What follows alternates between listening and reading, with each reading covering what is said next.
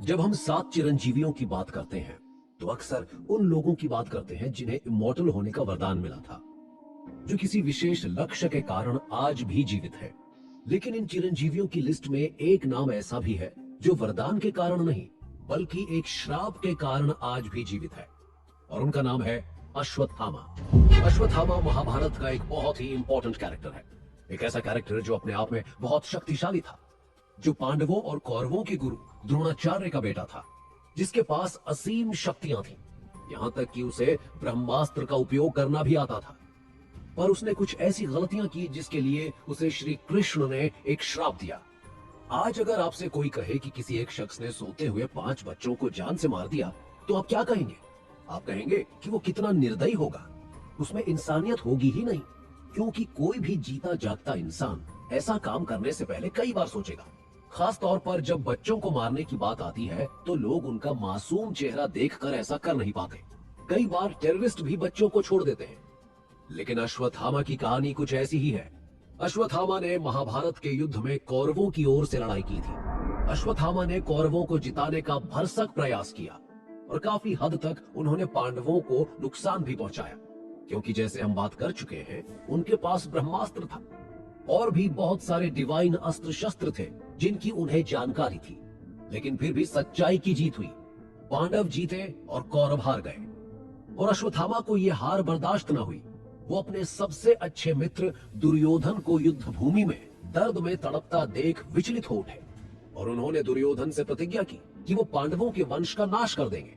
और इसके लिए वो चले गए पांडवों के शिविर की ओर, और पांडवों के सोते हुए 5 बच्चों को उन्होंने मार दिया। लेकिन उसके बाद भी अश्वत्थामा को शांति नहीं मिली।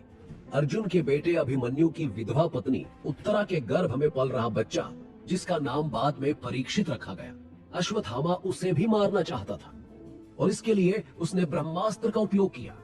श्री कृष्ण ने परीक्षित को तो बचा लिया, लेकिन पांडवों के 5 बच्चों को मारने और परीक्षित को मारने का प्रयास करने को लेकर श्री कृष्ण अश्वत्थामा से बहुत खिन्न हुए, क्रोधित हुए, और श्री कृष्ण ने अश्वत्थामा को श्राप दिया।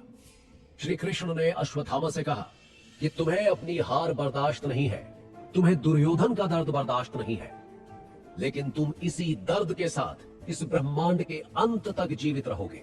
तुम्हें अमरत्व का वरदान नहीं मिलेगा, अपितु अमरत्व का श्राप मैं तुम्हें देता हूं। श्री कृष्ण ने यह भी कहा था कि तुम कुष्ठ रोग के साथ जीवित रहोगे और अपने इलाज के लिए इधर उधर तड़पते घूमते रहोगे। ऐसा कहते हुए उन्होंने अश्वत्थामा के माथे पर जो मणि थी उसे निकाल लिया। महाभारत की कुछ कथाओं में यह भी कहा जाता है कि द्रोणाचार्य को एक ऐसे बच्चे की चाहत थी जो चिरंजीवी हो, जिसे कोई रोग न सताए, जिसे किसी देवी देवता का डर न हो, जो असीम शक्तियों से संपन्न हो। और इसी चाहत में उन्होंने भगवान शिव की तपस्या की, और शिव ने उन्हें अश्वत्थामा का वरदान दिया। अश्वत्थामा जब जन्मे थे, उनके सिर पर एक मणि थी। उस मणि के बारे में कहा जाता है कि उसके होते हुए अश्वत्थामा को कोई नहीं हरा सकता था। वो किसी भी रोग से परेशान नहीं होते थे, उन्हें बीमारियां घेरती नहीं थी। कि अगर अश्वत्थामा जीवित है और वो इधर उधर भटकते रहते हैं, तो क्या वो कहीं किसी को दिखाई देते हैं? इसे लेकर बहुत से लोग दावा करते हैं। मध्य प्रदेश के बुरहानपुर में असीरगढ़ का एक किला है, जहां भगवान शिव का एक बहुत प्राचीन मंदिर स्थित है। बताया जाता है कि अश्वत्थामा हर सुबह यहाँ पूजा करने आते हैं। पुजारी के आने से पहले शिव पर हर रोज फूल चढ़ा हुआ मिलता है। इसे समझने के लिए बहुत से न्यूज चैनल ने रात से सुबह तक का वीडियो भी तैयार किया, पर उन्हें कुछ समझ नहीं आया, सिवाय इसके कि सुबह द्वार खुलने पर ताजा फूल भगवान शिव के ऊपर चढ़ा हुआ मिलता है। और इसी मंदिर के आसपास एक अजीब से 12 से 14 फीट लंबे इंसान को कई बार देखा गया है, जो लोगों से हल्दी और तेल मांगता है।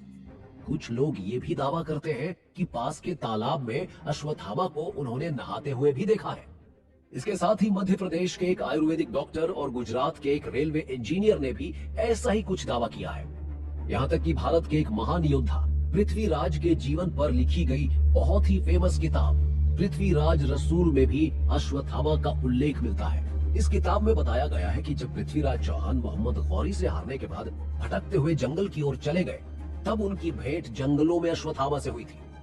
बताया जाता है कि पृथ्वीराज चौहान ने अश्वत्थामा के सिर पर मणि के निकलने का घाव और उस पर हुए इन्फेक्शन का इलाज करने की पूरी कोशिश की थी, क्योंकि पृथ्वीराज अपने आप में एक बहुत बड़े आयुर्वेदाचार्य थे, पर घाव भरा नहीं और उसके बाद अश्वत्थामा अपना परिचय उन्हें देकर वहां से चले गए।